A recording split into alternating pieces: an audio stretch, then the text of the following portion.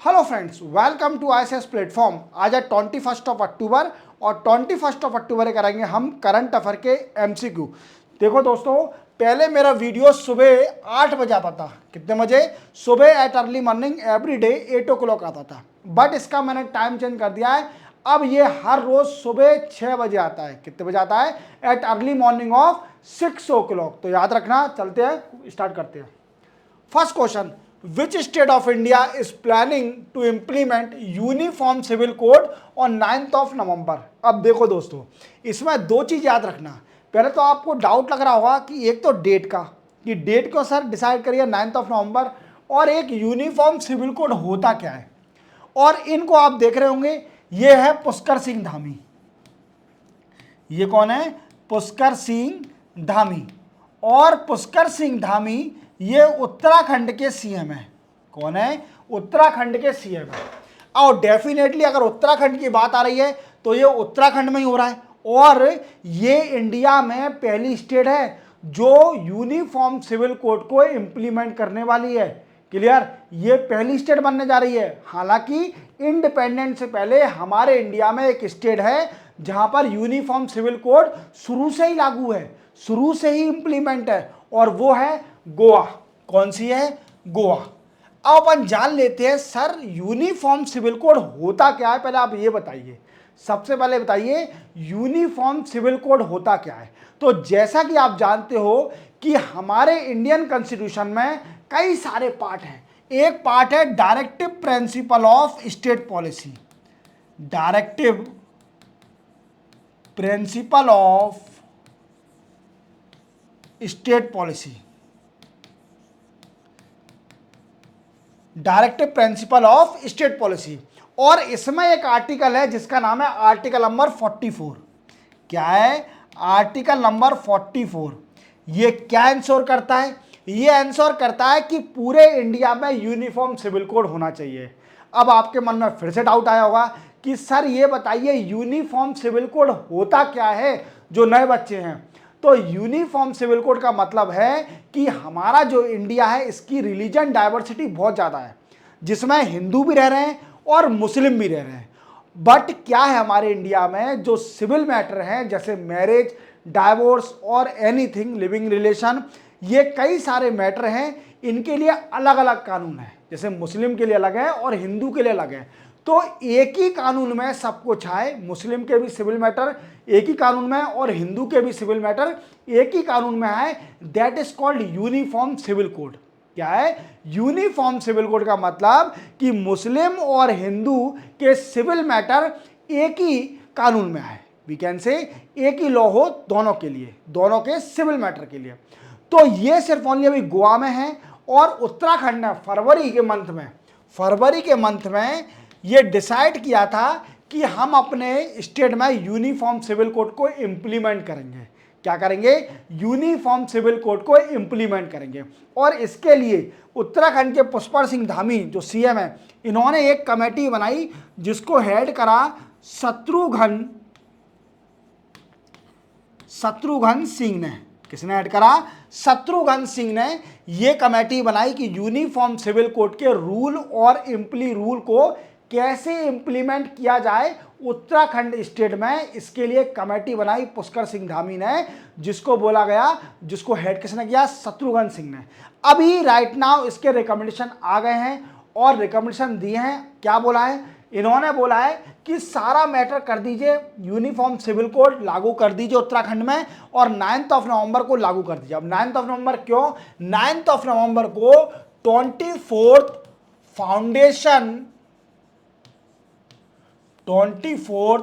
Foundation day है। किसका? उत्तराखंड का। मींस उत्तराखंड की बर्थडे है, 24 साल का हो जाएगा। वी कैन से हमारा इंडिया का यूके यूनाइटेड किंगडम 24 साल का हो जाएगा 9th of November को। जैसा कि आप जानते हो कि 2000 में 3 स्टेट बाइफरकेट हुई थी। जैसे कि मध्य प्रदेश से बाइफरकेट हुआ था छत्तीसगढ़, और बिहार से हुआ था झारखंड, और यूपी से हुआ था Uttarakhand. Clear?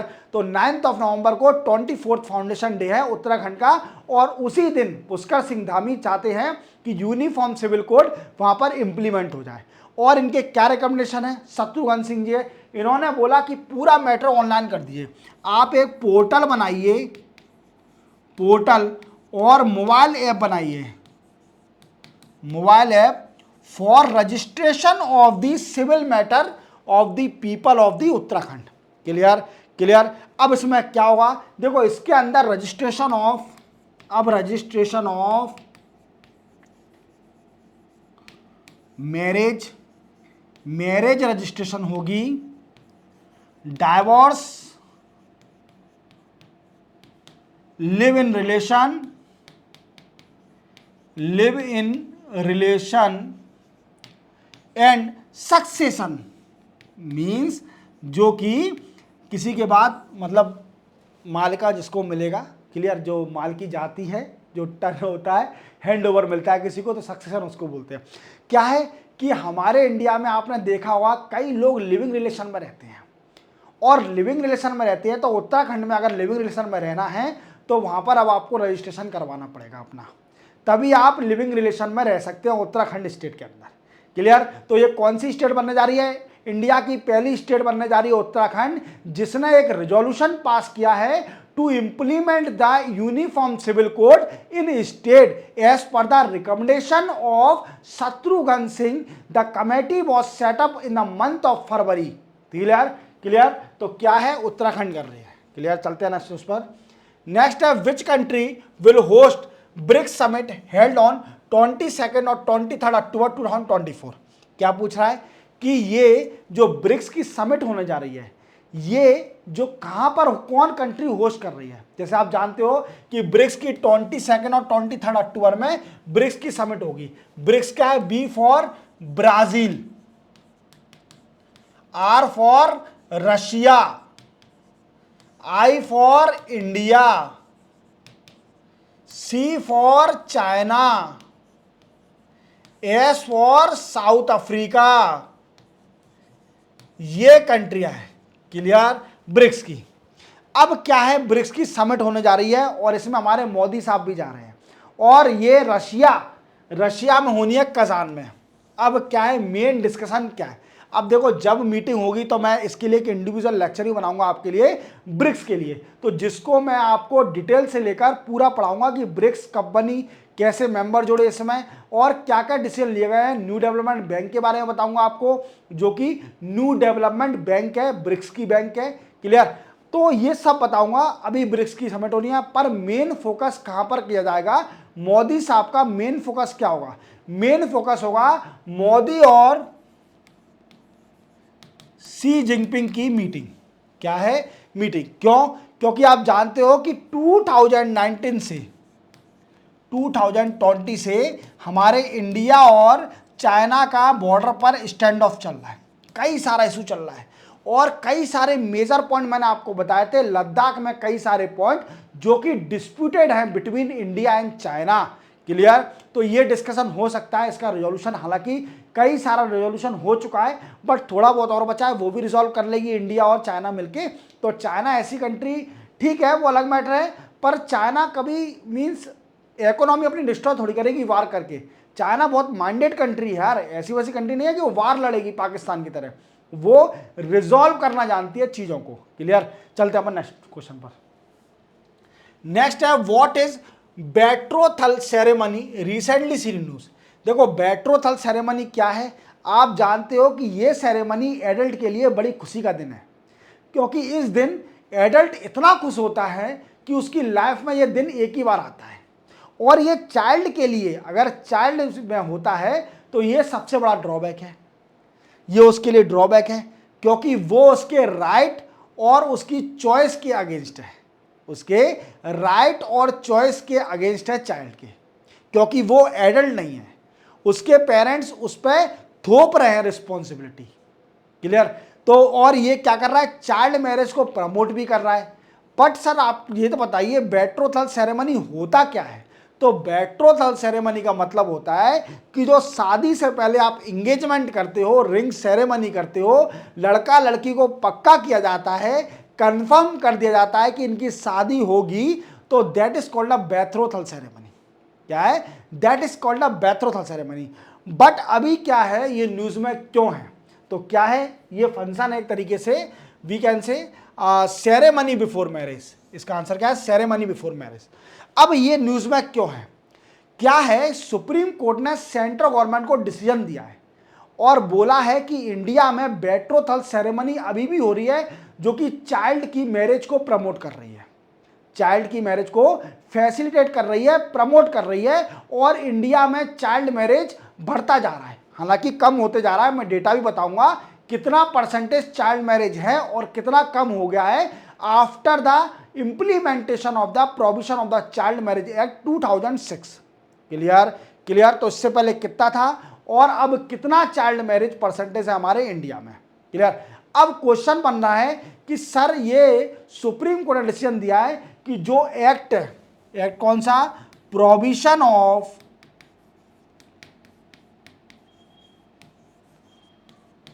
Child marriage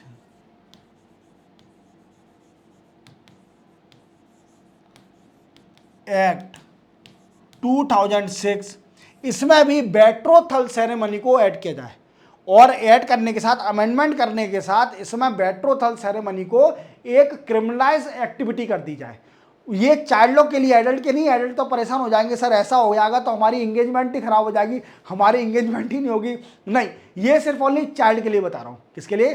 child के लिए। अगर देखा जाए तो 2006 से पहले हमारे इंडिया में चाइल्ड मैरिज 47% रेशो था।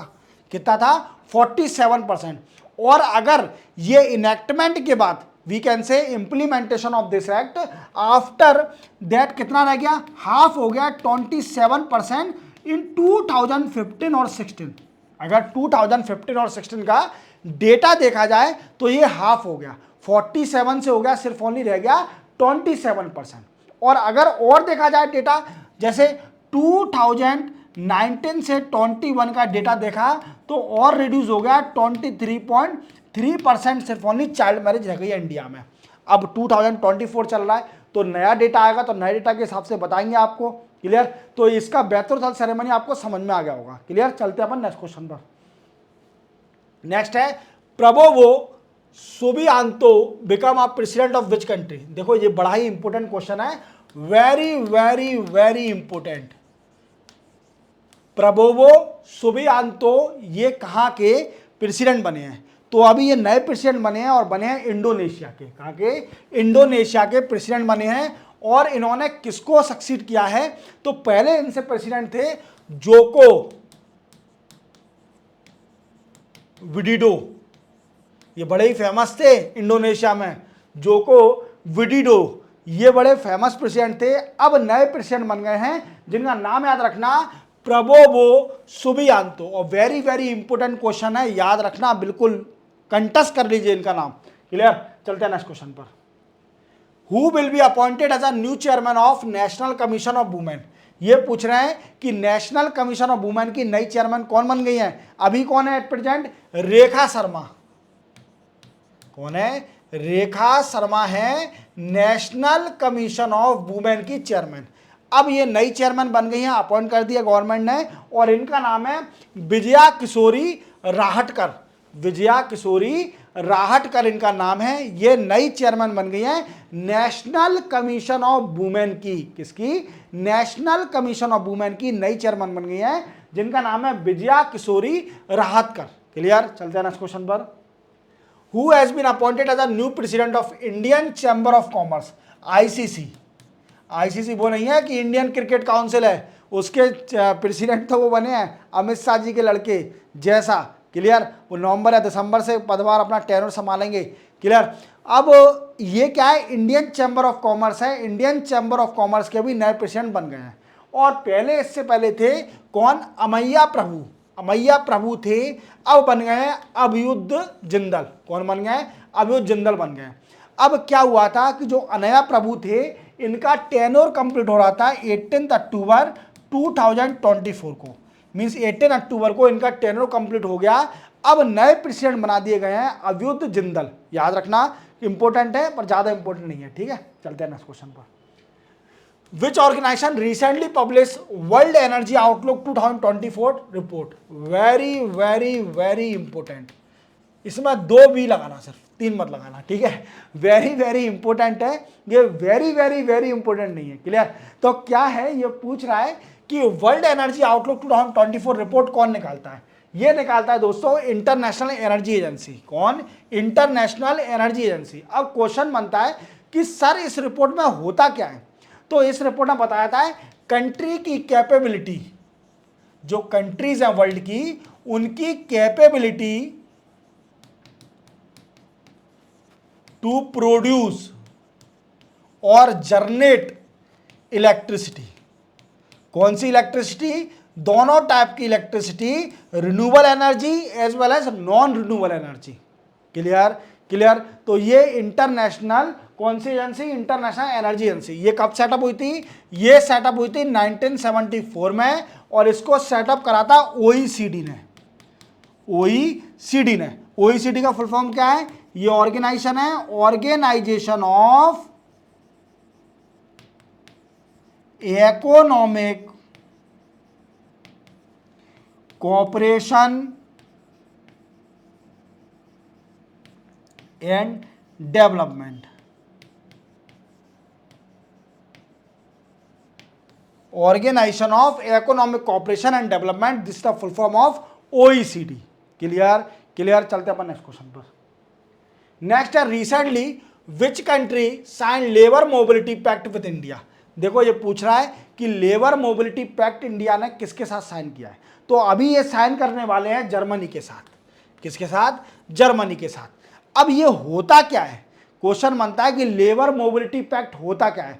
तो लेबर मोबिलिटी पैक्ट का मतलब होता है जो इंडियन और जर्मनी की लेबर है, ये वीकेंड से जर्मनी की लेबर तो होगी नहीं, इंडियन ही लेबर है, वो जर्मनी में जाकर जॉब कर सकती है। वीकेंड से जर्मनी की जितनी इंडस्ट्री हैं, अगर उनको लेबर की रिक्वायरमेंट है तो वो इंडियन लेबर ले सकती हैं, और इंडियन लेबर इजीली एक्सेस कर सकती है in Germany industry to work in particular industry that is situated in Germany country. Clear? Clear. तो सिंपल है, चलते हैं नेक्स्ट क्वेश्चन पर।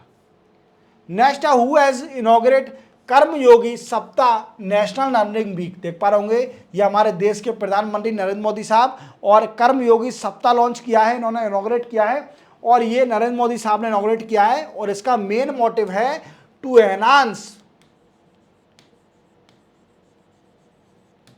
Individual and organisation capability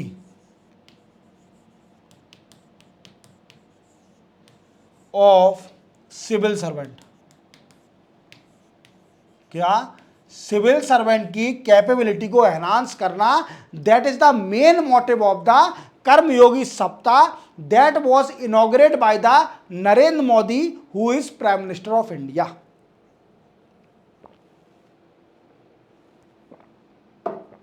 clear? चलते नेक्स्ट क्वेश्चन पर।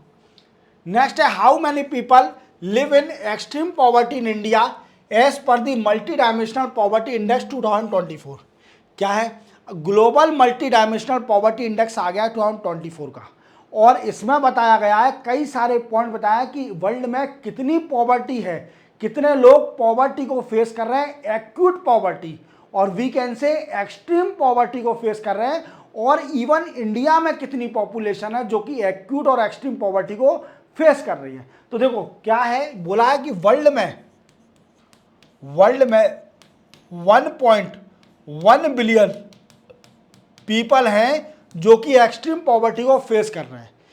एक्सट्रीम पॉवर्टी को फेस कर रहे हैं मीन्स पॉवर्टी का भी बड़ा रूप, उसको बोलते हैं एक्सट्रीम पॉवर्टी।